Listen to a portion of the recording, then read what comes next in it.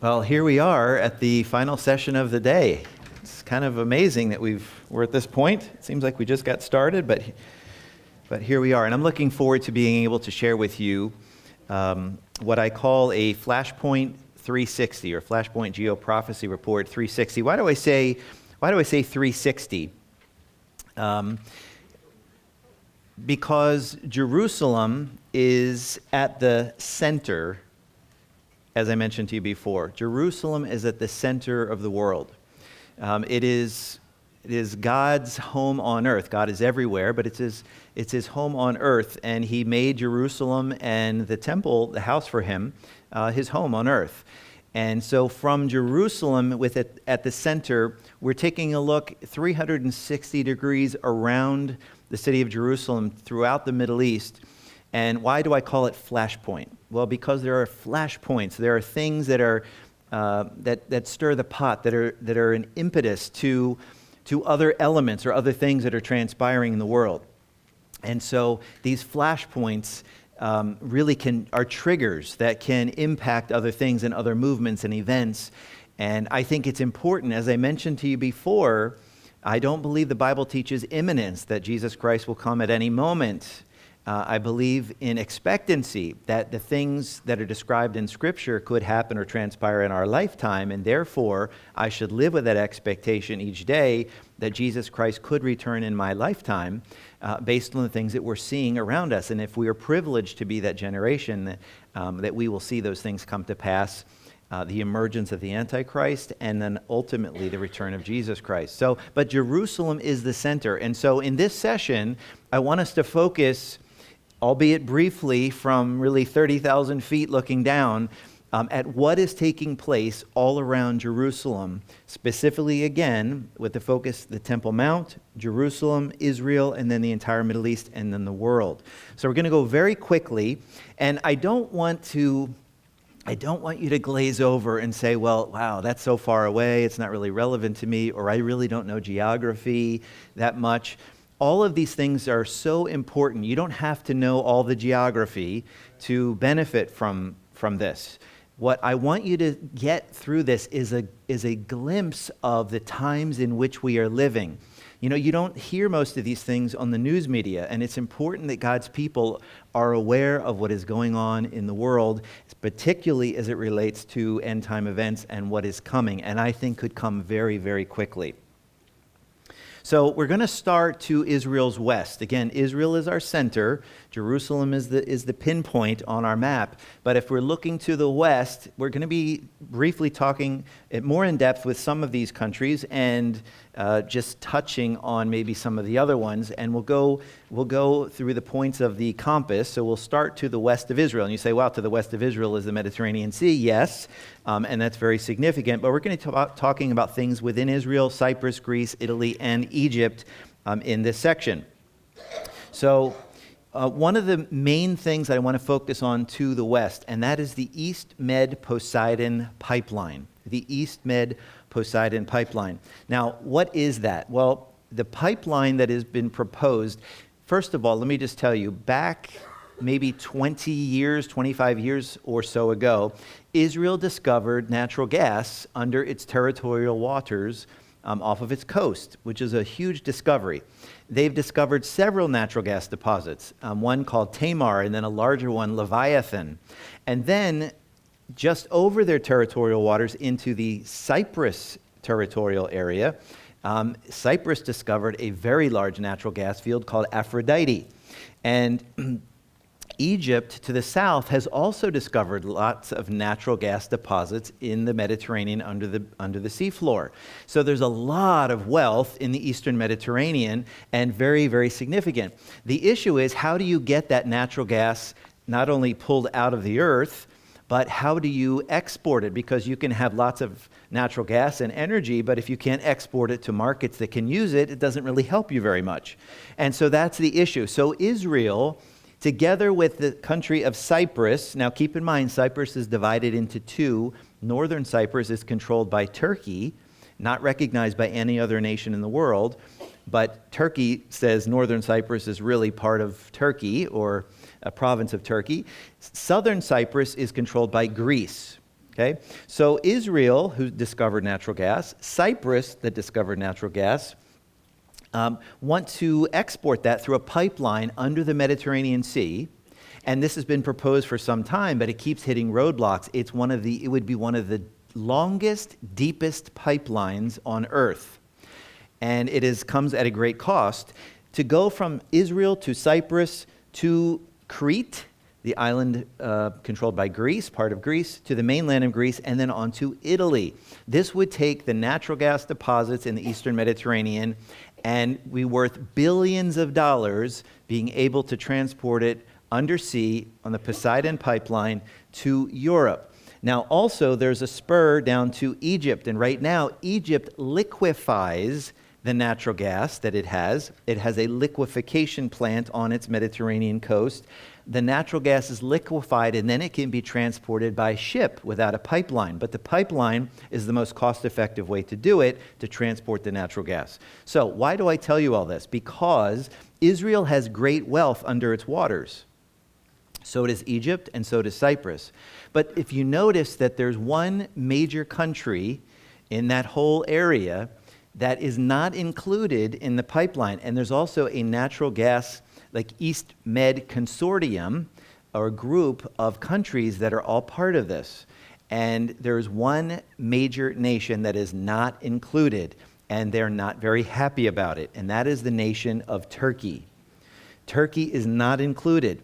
Now, Turkey has pipelines over land running through, many of them, that transports energy and natural gas from Azerbaijan and from other nations to the east of Turkey, through Turkey currently, and then on to Europe. Turkey sees itself as a center point or a hub of energy, although it has very little energy of its own. So Turkey is not happy at all about this development, that it is being bypassed with a lot of natural gas that can be bypassed Turkey and moved on to Europe, and also with Egypt liquefying its natural gas also and moving it on to Europe. So I tell you this because it's significant when we're talking about biblical end times invasions. For instance, Ezekiel chapter 38, of an invasion from the north. I believe, ladies and gentlemen, I'm just going to cut to the chase instead of telling you everything at the end. I'll kind of weave it in as we go. I believe Turkey is going to play a significant role in the last days empire of the Antichrist. Now, does that mean that I hate Turkey and I hate the people? No, not at all. There are many good people in Turkey. There are believers in Turkey. There are churches in Turkey. But as a nation and the leadership of that nation, it is very anti-Israel and becoming even more so. President Erdogan of Turkey has used very vitriolic language, talking about Israel in very negative ways, and he continues to do that. His eye is on Jerusalem. He has said so, and he would like very much to reestablish the Ottoman Empire. That is the Ottoman Turkish Empire, to reestablish that Ottoman Empire. And where did the Ottoman Empire reach to?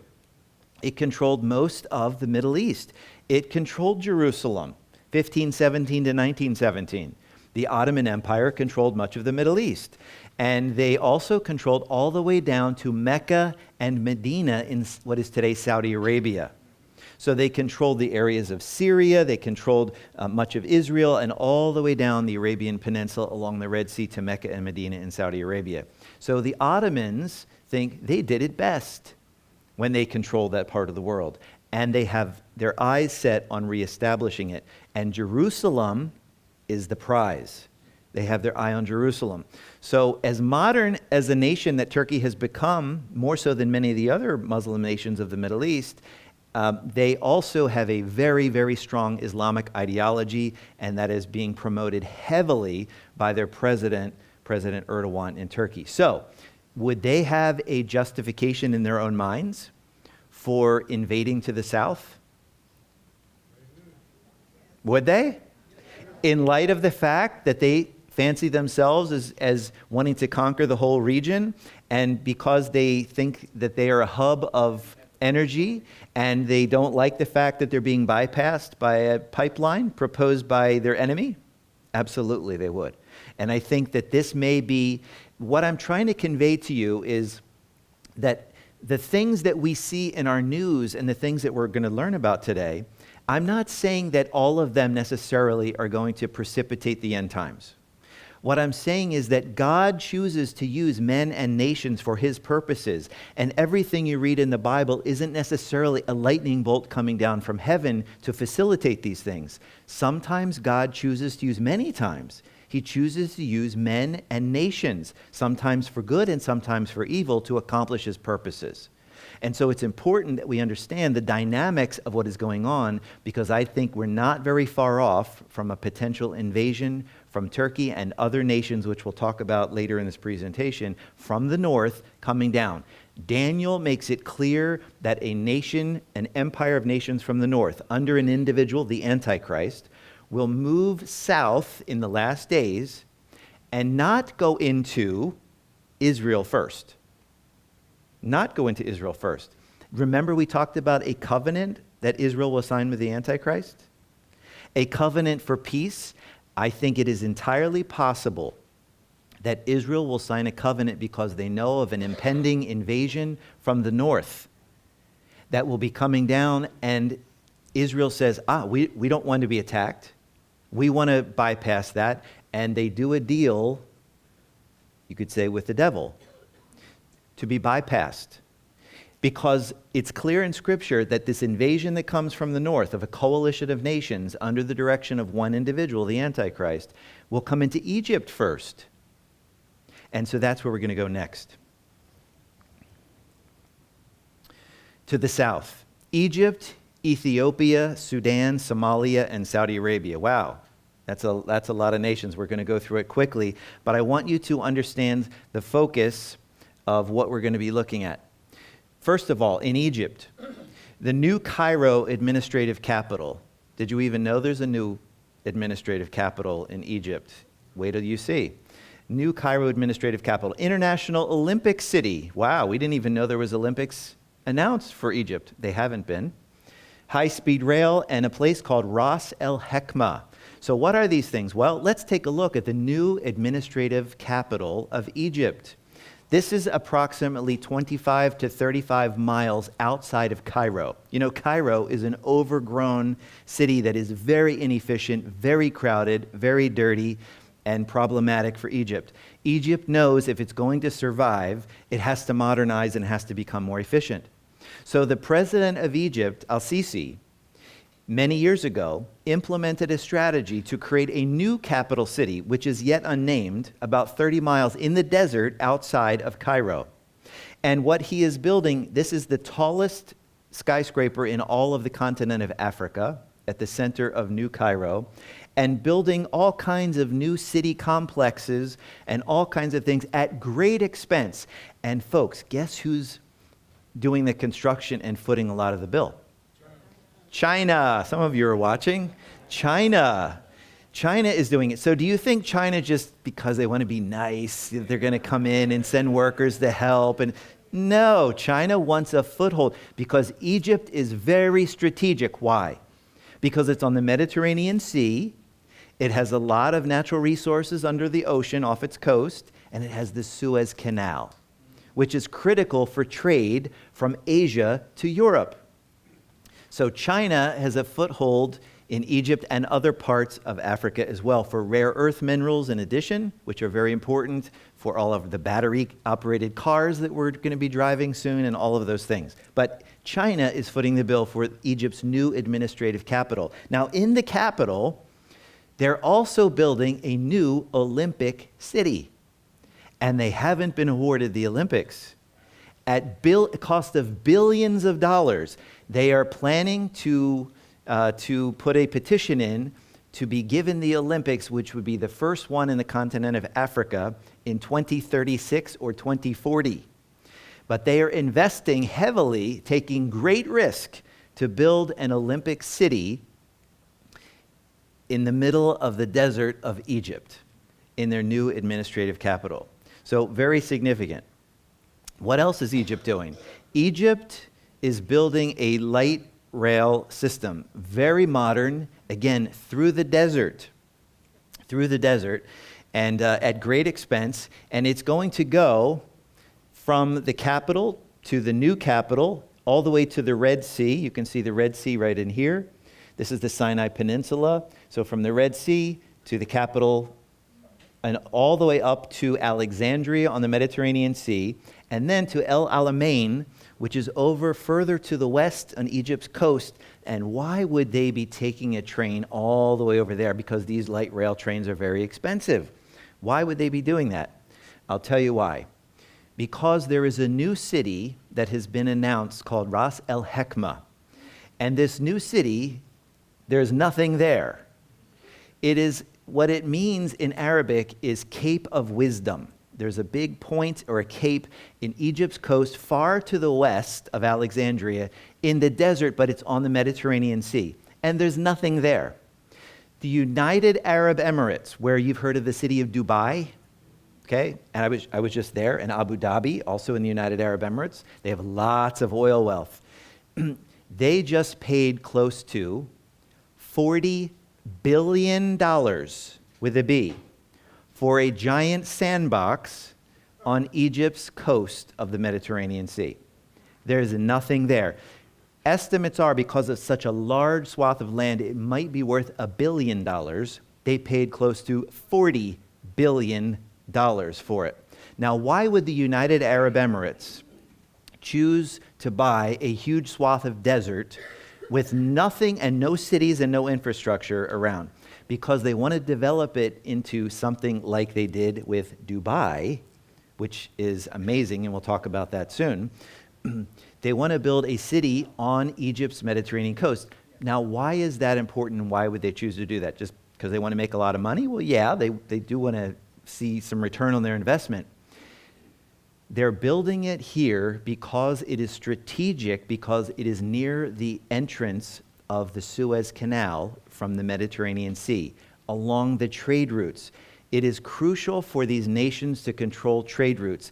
They are all trying to one-up each other to secure the trade. Trade is key to all of this.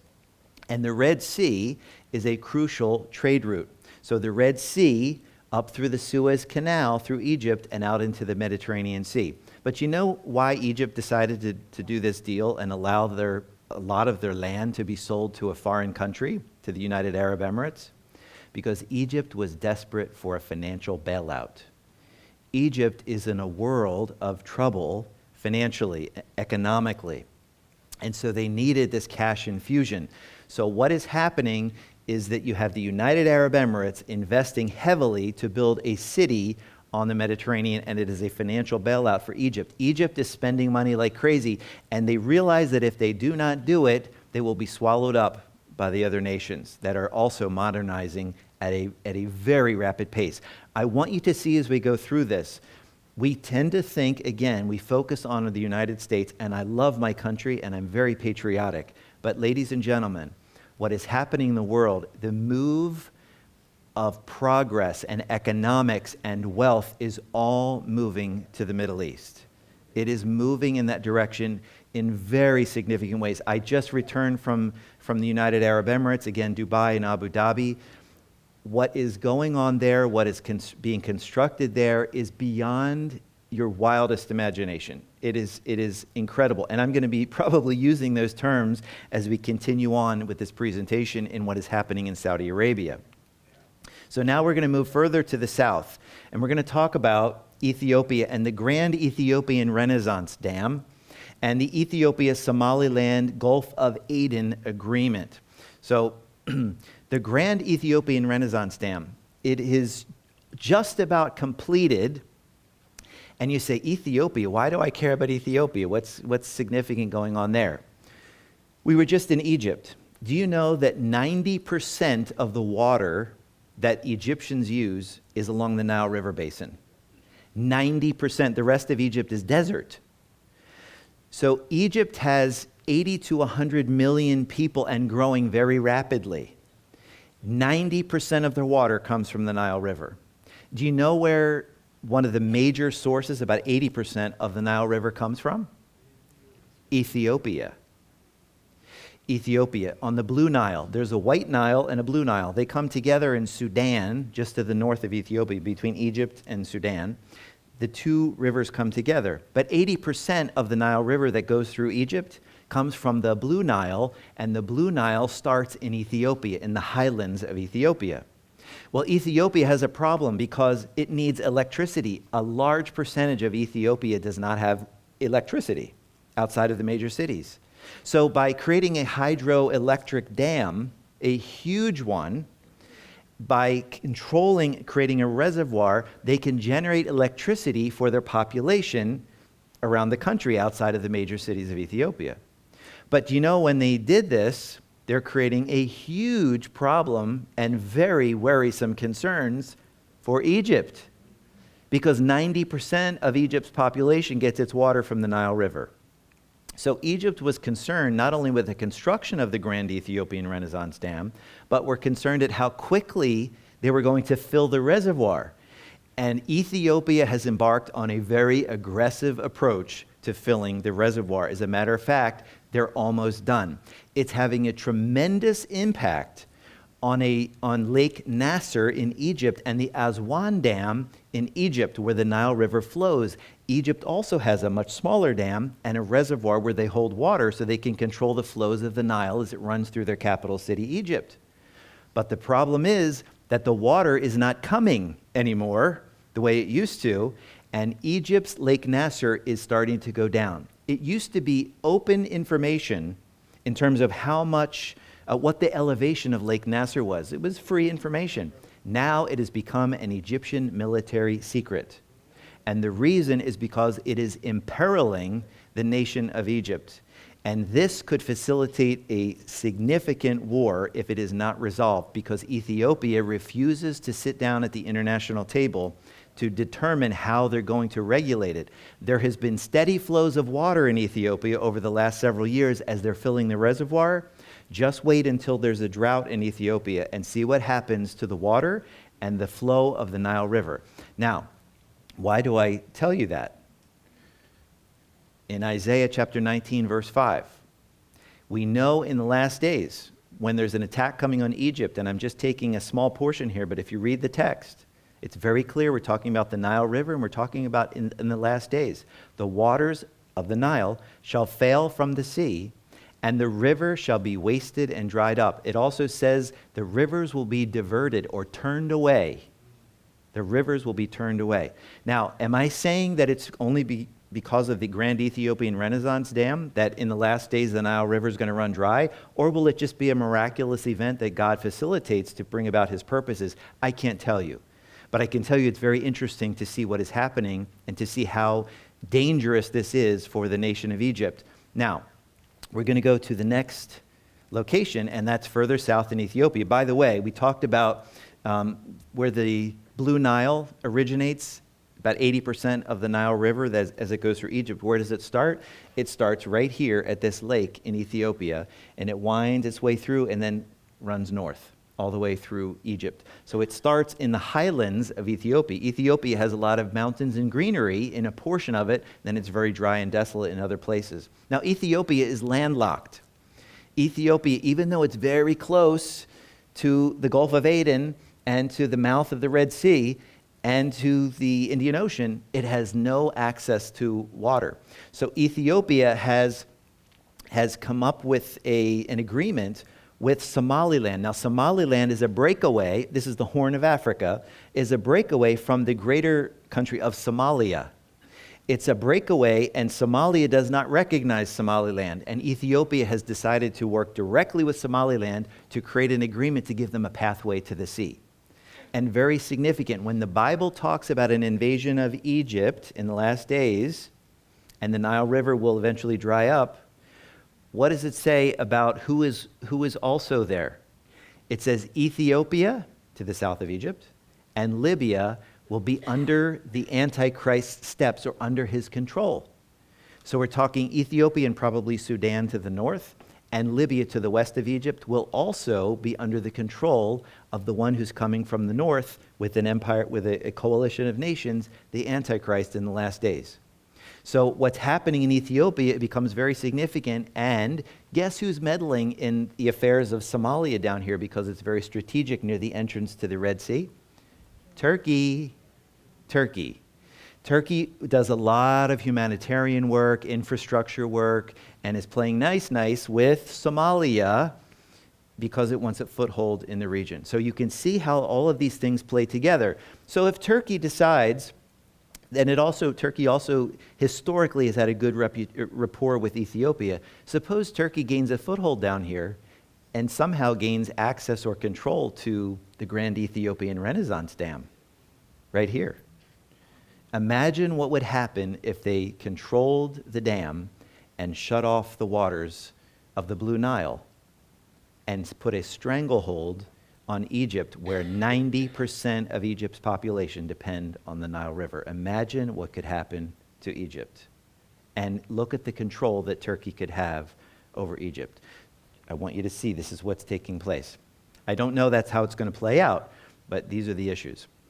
Now let's continue to move south to Saudi Arabia. And in Saudi Arabia, ladies and gentlemen, watch Saudi Arabia. I think you're going to see a big push for a normalization agreement with Saudi Arabia between Israel and the Saudis. Saudi Arabia has said that they won't do a deal for normalization unless Israel creates a pathway for Palestinian statehood. I think there's going to be a lot of pressure put on them, and I'll share with you some other reasons why in a moment.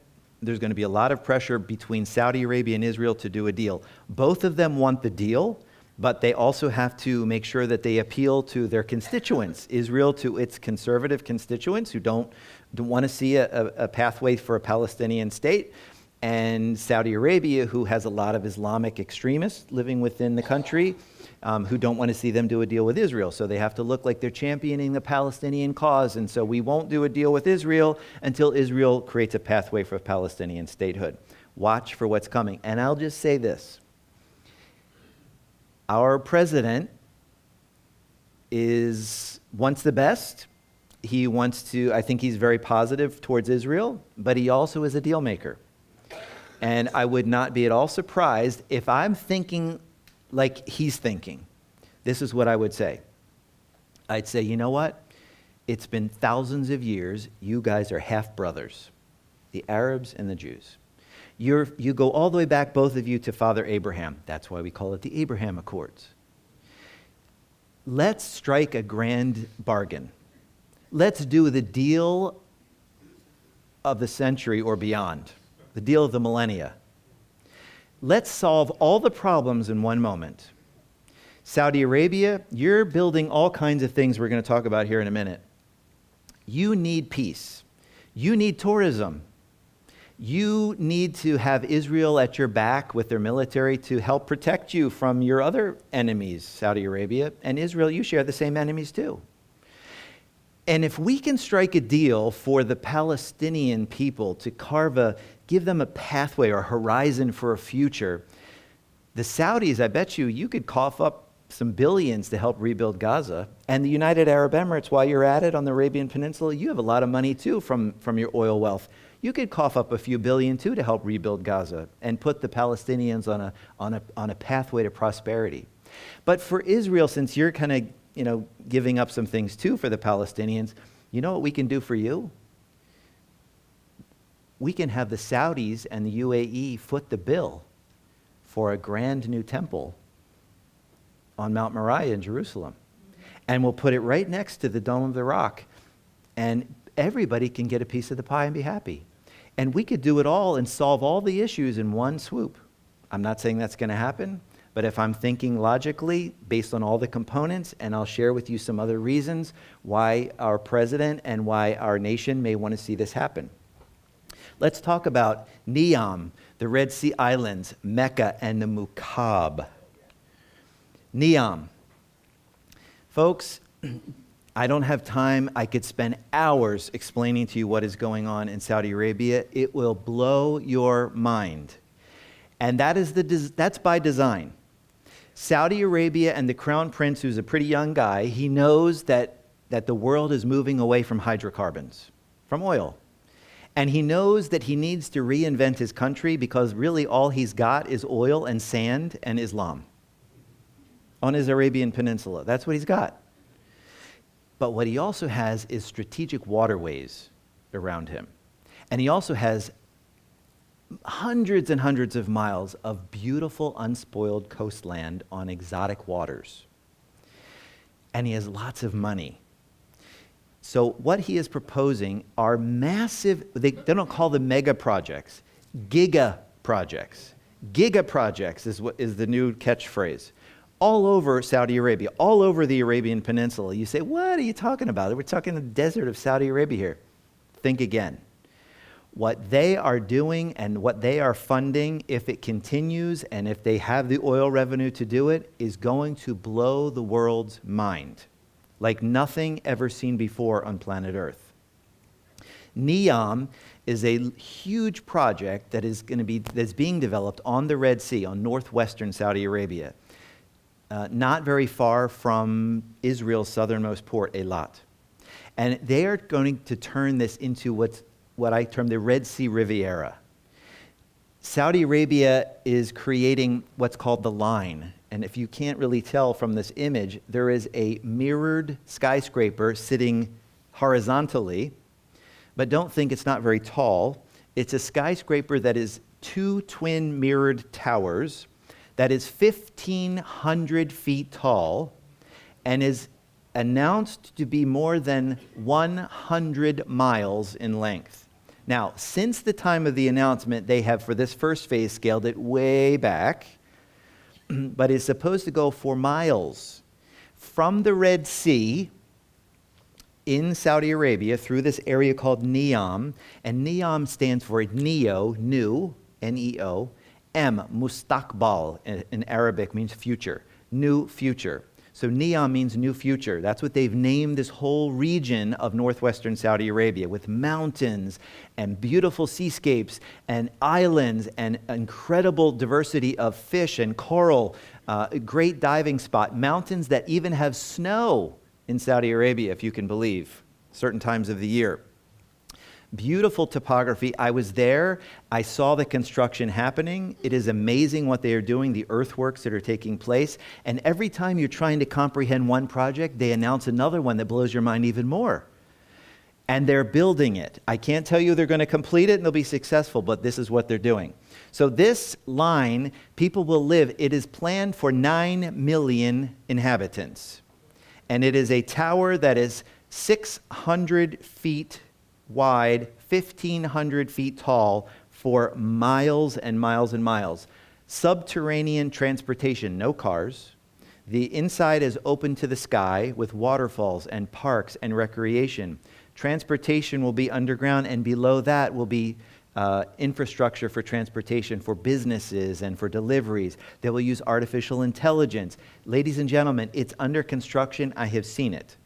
So it is remarkable. Also, Oxagon, 80% of this city is floating on the Red Sea. On the coast and floating, an industrial complex with some of the most intellectual minds and businesses on Earth designed to set up residence there for using it for investment, but also for research and other things. Also, Trojena.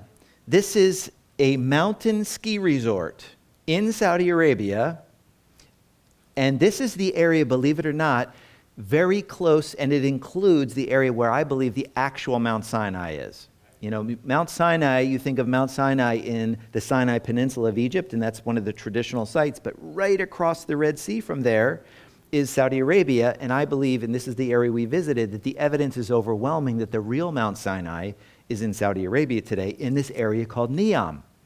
And in just close by to where that site is that we visited and we camped out there is the site of Trojena, an artificially made mountain ski resort in the mountains.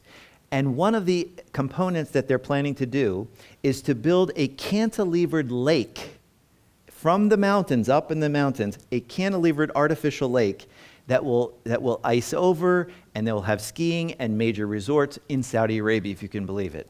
Another one, Sindala. This project actually opened this year on one of the islands of Arabia. Mega resort, beautiful island, golf courses, some of the largest yachts in the world for the ultra mega rich. What Saudi Arabia is building Also, the Red Sea Islands that they are constructing. You can see they're doing amazing architecture from the brightest minds in architecture from all around the world. They're bringing them in. This is a total desert area. And you know one of the first things that Saudi Arabia constructed along this whole region even before any infrastructure came in? Palaces. If you like to explore online, go to Google Earth. If you go to Google Earth, you can zoom in on the whole region of Neom, right on the Red Sea, and you know what you'll see? Massive Saudi Arabian palaces for its kings and princes and monarchs with golf courses built in the middle of nowhere. And then they build the airport afterwards.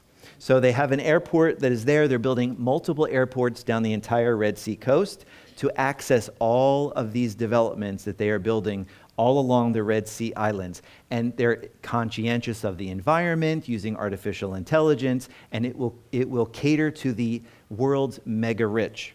And it's happening right now. Also, Mecca, further down the Red Sea coast in Saudi Arabia. In Mecca, which only people who are Islamic are allowed into the city of Mecca, they are bulldozing large swaths of the ancient city of Mecca. And some Islamists are very upset that they are bulldozing a lot of Mecca to make way for high-rise hotels and shopping malls and the finest of restaurants.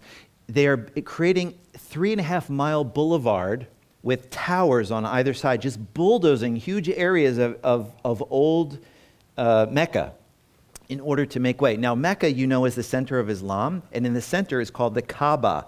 And this is a large Islamic mosque, huge complex that can handle hundreds of thousands of people at any given time. And in the center is a black cube, the black cube of the Kaaba, which is the center really of Islam. So Muslims who go on pilgrimage go to Mecca and certain times of the year, and they make these pilgrimages, and they ambulate around this black cube in the center as part of their worship experience. So Saudi Arabia is modernizing the whole thing, pouring billions, tens of billions into Mecca. What you see here in the background, just barely, is a clock tower, one of the tallest buildings in the world. I think it's about fourth or fifth tallest, last time I checked. The largest clock tower on earth, overlooking the Kaaba, the religious site of Islam. So this is being done by the monarchs, the king and the prince of Saudi Arabia. But it is infuriating many other Muslims who live in other Islamic countries because they feel like they're turning Mecca and the religious center of Islam into Las Vegas. And so it is infuriating a lot of the other Muslim countries. And so it is pitting Muslim nations against other Islamic nations. So again, I think that is moving us towards a development that I will show you at the end, towards the end of the age. Also, in the capital of Saudi Arabia, something called New Maraba. This is a city within the capital of Riyadh that they are constructing. And in the center of New Maraba, this whole lower area out here, which is not so low, there are mid-rise and high-rise buildings, is this monster cube called the Muqab. And this is in the capital city of Saudi Arabia. Ladies and gentlemen, this will be 1,300 feet tall, 1,200 feet across. Inside, the volume of this cube could hold 20 Empire State Buildings. Think about it. The volume of the cube, 20 Empire State Buildings inside. So do you know what they're doing with it? It will be the largest building on Earth. It's now under construction. And inside of this giant cube will be a huge dome over all of it. So people will live and work, and hotels will be on the outside of the cube. And when you go into the inside of the cube, there's a huge tower in the center. It's an observation tower, but it'll be for the most rich and famous. And inside of this dome, on the dome, and you can imagine a dome as large as could hold 20 Empire State Buildings, how massive it is, will be an artificial world. They're going to take you to the depths of the oceans, and you're going to walk around and feel like you're at the bottom of the ocean, all around you. You're going to feel like you could go to Mars. They can create anything, artificial worlds. They call it the gateway to a new world. Now, what's interesting about this, it's in the exact same form and shape as their most religious holy site in another city in Saudi Arabia that we just talked about, in Mecca, the Kaaba, the black cube, holy to Islam. And now you have the young crown prince in the capital city, not the religious center in Saudi Arabia, in the capital city saying, we're going to build another cube, only this one is going to be the largest building on earth, the Mukaab, and it's coming. Let's move on to the east, to the United Arab Emirates, Iraq, and Iran. Very important. It's called IMEC, the India Middle East Economic Corridor. The India Middle East Economic Corridor. I was just over with my colleagues over in the United Arab Emirates, again, which is the entrance to the Persian Gulf. United Arab Emirates, what is happening, I mentioned in Dubai. Dubai has the tallest building on earth, the Burj Khalifa. We were up inside of it. It is mind-blowingly incredible. And it's not just one single building. It's surrounded by towers bigger than anything we have here in this region. Towers all around by the hundreds, all around. They are building towers one after the other to outdo the next one. The architecture is unrivaled. This Burj Khalifa is 163 stories tall. It is almost unfathomable. And do you know what? Saudi Arabia has a tower under construction next to Mecca in their port city of Jeddah that's going to be even taller, way taller. So they are each one trying to outdo the other one, but what I'm trying to show you is not to be impressed with towers. What I'm trying to show you is that the move of incredible wealth and tourism and economics and activity, all of it is moving in that direction. Now, IMEC, why is this so important? Because this trade route was announced at a huge meeting, the G20 summit. These are some of the most important economic, powerful nations in the world. They met in India, in Mumbai, and incidentally, they met in Mumbai 1 month before the October massacre in Israel, where Hamas came in and massacred. 1 month before. And you know what was announced at that meeting in Mumbai, India, 1 month before the October massacre in Israel? They announced this trade route to go from India to the United Arab Emirates into Saudi Arabia by train through the capital, where I just showed you the Mukaab in Riyadh, through Jordan, through the Jezreel Valley in Israel. You know where the Jezreel Valley is? It's next to Nazareth. It was Jesus' backyard. You know what else is going to be in the Jezreel Valley in the future? Armageddon. The final climactic battle of human history in the Valley of Armageddon. That's the Jezreel Valley. So this trade route by train is intended to come through this whole region, through this diagonal valley that cuts through central Israel, and up to the port of Haifa, one of Israel's biggest ports. And from Haifa, the trade will go on ship to other ports throughout Europe. Now, why is this so important? Because it shortens the distance, the time, and the money that it takes to get products from what is now China through the Red Sea and up through the Suez Canal, which is very expensive to transit the Suez Canal to Europe. It circumvents that, and it makes it much shorter and less expensive. And you know why India? Because the West is concerned about China and the growth of China, and China's Belt and Road Initiative, where China is creating trade routes all over the world to control them and to control the currency in which the trade is made. So the West is countering that, spearheaded by the United States, to create a new trade route from a new location where goods can be produced inexpensively. So moving things more out of China to be constructed or to be built or produced in India. Also, they're doing Thailand or the Philippines, so that trade can come from India this way, bypass the Suez Canal, bypass some overland routes, and we're going to talk about another one in a minute, that China is using.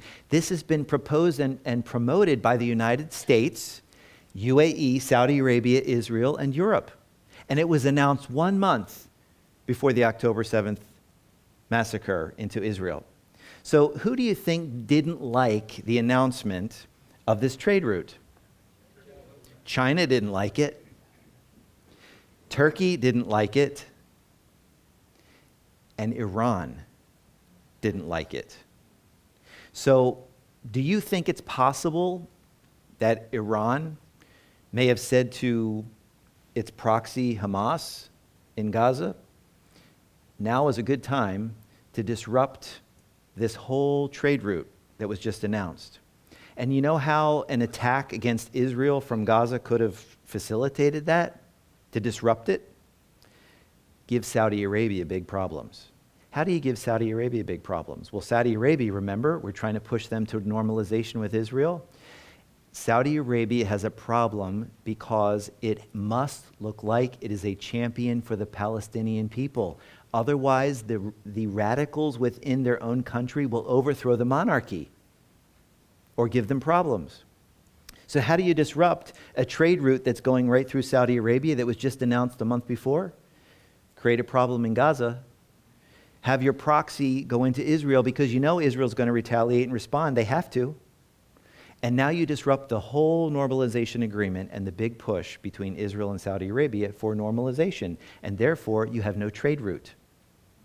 So I'm not saying that that's all that was involved, but that could be one of the components that was at play here. So IMEC, a very important development.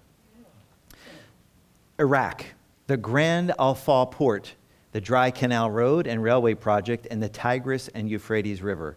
The Grand Al-Faw Port, what is that? It is a multi-billion-dollar port that is being built. Let me back up just a second. It is being built right here. This is Iraq. Iraq has a very small coastline at the end of the Persian Gulf. Again, a very important trade route and also important for energy.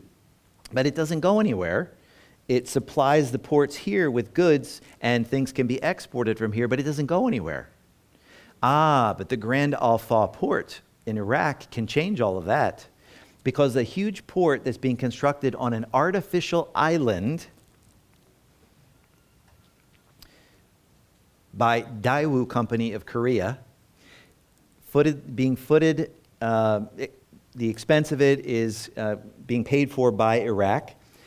This is going to be the largest, and it's almost done, the largest port in the entire Middle East. It's on a tiny swath. They didn't even have enough of land to develop it. They had to create an artificial island for it. And the ships that will go in there will have to navigate very carefully between Iranian waters to the side and Kuwaiti waters on the other side.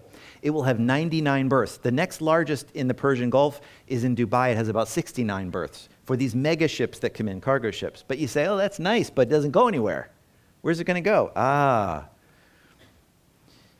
The Dry Canal project. The Dry Canal, it's what they're calling. It is a rail and road system that will run from the Grand Al-Faw port through Iraq to, guess where? Turkey. And from Turkey, it can go to the Mediterranean and on to Europe. So guess who's footing the bill for the Dry Canal Road and Railway project through Iraq? Turkey. So that's an alternative trade route to IMEC, right? The India, Middle Eastern Economic Corridor that we just talked about, that the United States and the West is promoting.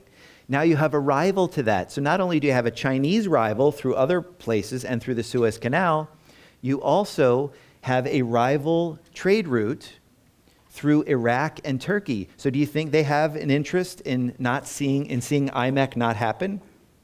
The other India, Middle East Economic Corridor? Absolutely. How about the Tigris and Euphrates rivers? Do you know that estimates are from the United Nations that 90% of the Tigris and Euphrates rivers are polluted? These are the two rivers, the ancient rivers, that run from Turkey down through Iraq and down to the Persian Gulf. So ancient Babylon was located in this area between the Tigris, Mesopotamia, between the rivers, right? Mesopotamia, Tigris, and Euphrates. 90% of those rivers, what they're estimating, are polluted. And those rivers are reducing, the water levels are reducing drastically. And one of the reasons that they're reducing so drastically is because Turkey has created a reservoir system and a dam to hold the water within Turkey, and they only release it as they feel like it down into Iraq. So they have Iraq in a stranglehold if they want, and that becomes very significant as Turkey seeks to improve and to gain more traction in the Middle East and more control over their neighbors, specifically Iraq. So Iraq has a huge problem with water, just like Egypt has a huge problem with water. Now, what does the Bible say about the Tigris and Euphrates River? In the context of the last days and the bowl judgments being poured out, you have the trumpet judgments and the bowl judgments. Revelation 16:12, and the sixth angel poured out his vial upon the great river Euphrates, and the water thereof was dried up, that the way of the kings of the east might be prepared. So you have nations again invading to the battle of what? Armageddon in the last days. They will come from the east, and they will march their way across. And what rivers do they have to cross? The Tigris and the Euphrates rivers. So it says, the Bible tells us that those rivers will be dried up to prepare a way for the kings and the nations and the conquerors coming from the east to the battle of Armageddon. Am I saying that it's going to be the Turkish dam that's going to cause the river Euphrates to dry up? Or is it going to dry up of natural causes, but God is instrumenting it? Or he's going to be implementing just something spectacular and miraculous to do it? I don't know. But I can just tell you that it's quite interesting that both the Euphrates and the Nile River in Egypt are both under great strain right now currently in terms of the potential for drying up. As a matter of fact, the head of the water municipality of all of Iraq has come out with a statement that says the Euphrates River, we are in danger of the Euphrates River drying up by 2040. They have made that statement. So that's where we're at with the Euphrates River. Fascinating information. Now, Iran. What is happening in the east with Iran? First of all, the Shia crescent is crumbling. Hamas, Hezbollah, and the Houthi terrorists, we want to talk about them, and the nuclear threat that Iran still holds.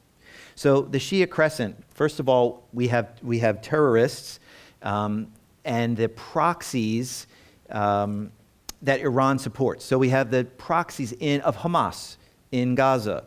We have the proxy terrorist group Hezbollah in the north of Israel. We also have the proxy terror group, the Houthis, down in Yemen. Why are they down in Yemen? Why are they so strategic? Because it's a choke point, the entrance to the trade route of the Red Sea. So you have the Houthis, you have Hamas, and you have Hezbollah, all proxies of Iran, and all have been decimated by Israel during this current campaign. So if you want to say, wow, it's as tragic and horrible as it is with the hostage situation and the loss of life, some good has come out of that, and that is Israel has diminished greatly the capacity of Hamas and also diminished greatly the capacity of Hezbollah in the north in Lebanon. And right now, currently, in the last week or two, Israel has been going after the Houthis down in Yemen as well because they've been firing rockets up into Israel from down south. So the Shia crescent is crumbling. Now, in addition to that, we know that Syria also has had problems, and we're going to talk about Syria here shortly. So the Iranian, what we call the Shia crescent, the version of Islam that Iran subscribes to is Shia Islam. So the Shiite or the Shia crescent, and you can see the influence that Iran has down to Yemen all the way over to Lebanon, that is crumbling, but Iran still is a very powerful and dangerous foe for Israel right now, even though they are greatly weakened. Incidentally, when Iran fired rockets into Israel over the last several months, and Israel was able to wonderfully defend itself with the help of some from the West as well. When that happened, Israel sent fighter jets into Iran, incredible tactical maneuvers, and they were able to take out almost all of Iran's surface-to-air missile defense systems, which was Russian-built, by the way. Almost all of it. Iran today is a sitting duck when it comes to a potential attack coming on it. And so the question is, because they've lost the capacity to defend itself, Iran has nuclear capabilities and continues to develop it for the purpose of developing nuclear weapons, and they are underground, they are hard to get to. The question is, with Iran in this very difficult situation that it finds itself because it's on its heels, its proxies have been hurt, Hezbollah, Hamas, Houthis, and also it doesn't have the same influence in Syria and Lebanon now because of what's taken place recently in Syria, and losing these surface-to-air missile capabilities to defend itself. Will the United States, under President Trump, and Israel, and maybe some of our Western allies, will we take this opportunity to go in and to try to decimate Iran's nuclear capabilities? That could happen very shortly because there is a window of opportunity. We don't know, but it's something to keep an eye on. North, Lebanon, Syria, and Turkey. Lebanon, Syria, and Turkey. First of all, we know that the Assad regime in Syria has been toppled by an Islamic terror group called Hayat Tahrir al-Sham, HTS. And what you should understand is that it wasn't just this terror group that just rose out of nowhere, just all of a sudden got powerful and decided to push the ruler, and it was a bad guy, Assad, in Syria, to push him out, and he fled to Russia. Listen, the funding, the training, the weapons, the intelligence was provided by Turkey. This was a long time in the making. And again, I go back to what are Turkey's ambitions? To reestablish its greatness and of the Ottoman Turkish Empire. And how do they do that? Move south.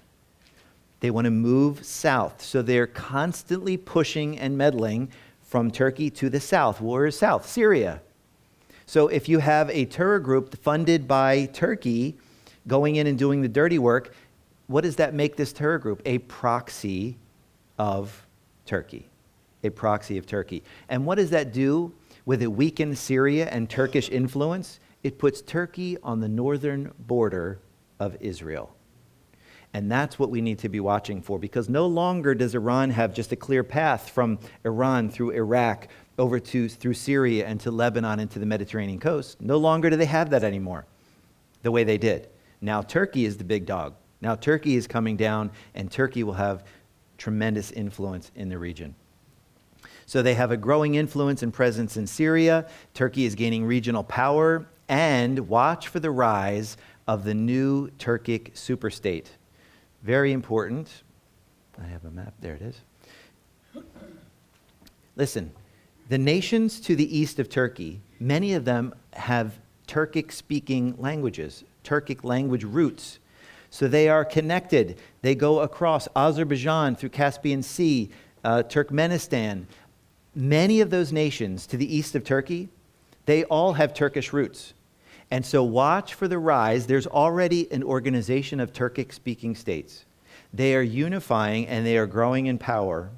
And I would not be surprised, based on Ezekiel chapter 38, that you may see Turkey in connection with these Turkic states, in addition to Iran, from Ezekiel 38, Persia, and parts of Iraq and Syria, forming a coalition. And this is what I want to show you as we conclude. Prime Minister Benjamin Netanyahu spoke before the United Nations in September of this past year. And when he spoke, he held up two posters. One he called the curse, and one he called the blessing. We're going to look a little bit closer. This is what he called the curse. And you can see it is Iran, and he's referencing the Shia crescent, the power of the proxies of Iran, going all the way from Iran to Iraq, to Syria, to Lebanon, and then swinging all the way down here to Yemen. That's what he was referring to. He says the curse. These are nations and proxy groups that were antagonistic, that are the enemies of Israel. And in his UN speech, he showed the poster and called them, these are the cursed. And then he showed the blessed. And what was fascinating when I looked at this is that he had India on his poster in green. And you know why? IMEC, India Middle Eastern Economic Corridor. So why would Prime Minister Netanyahu include India in his nation, his blessed nation? Because of the trade route that he's seeing coming from India to United Arab Emirates to Saudi Arabia to Jordan and to Israel and onto Europe, with a spur coming down to Egypt and Sudan, sign the Abraham Accords. That's why he's showing them all in green. So ladies and gentlemen, when you put these together, again, here is that trade route through the green nations. This is how the Prime Minister of Israel sees it and said this to the United Nations. When you put the two together, what do you have? You have what he calls the cursed nations in black. And to this I would say, and again, I'm not wishing bad on the populations of these countries. We're talking about the leadership of these nations and how they may be used in the last days. I would include Turkey. I would include potentially Azerbaijan and some of these other Turkic-speaking nations that may form a Turkic superstate, all in the black. And down to the south, you have a lot of these Arab states that form this coalition to the south. And I think what you may see is them unifying with Israel, again, with Saudi Arabia spearheading a normalization agreement. And from that normalization agreement, ladies and gentlemen, we may see a brand new Middle East. And what I would suggest to you in closing is that the Bible describes, I believe, an empire to the north, a coalition of nations that will unify under the authority of one individual, the Antichrist, who is going to come down and attack a southern coalition of nations. And I would suggest they may be the ones in green, with Israel included. And first, the Bible tells us that coalition will come down to Egypt, and Ethiopia and Sudan and Libya will also be part of that coalition. And at that point, he breaks the covenant that he has made with Israel to bypass Israel, and will come back in to Israel, to Jerusalem, to the Temple Mount, to the temple, and demand that he be worshipped. And that triggers the events of the Great Tribulation. How all of these things play out, only God knows, but it's important that God's people are clear-minded about the things that are happening and can start to put some of the pieces together in the puzzle. So I thank you for your attention. And let's close in prayer. Heavenly Father, we thank you so much for this day. We thank you for the opportunity to be here. We thank you for these dear friends who have come and who are eager to fellowship and to learn and to grow, and because they love you and they want to know more of you and your plan for the future. And Lord, we ask and we hope that the things that they've seen and heard today will not only have informed their mind, but touch their heart, and that they will leave from here emboldened, excited to study your word, to share it, and to be found faithful in the days ahead. And so we thank you again, and we pray your blessing upon all of these dear friends in our Savior's name, even Jesus, Yeshua HaMashiach. Amen. Folks, thank you so much.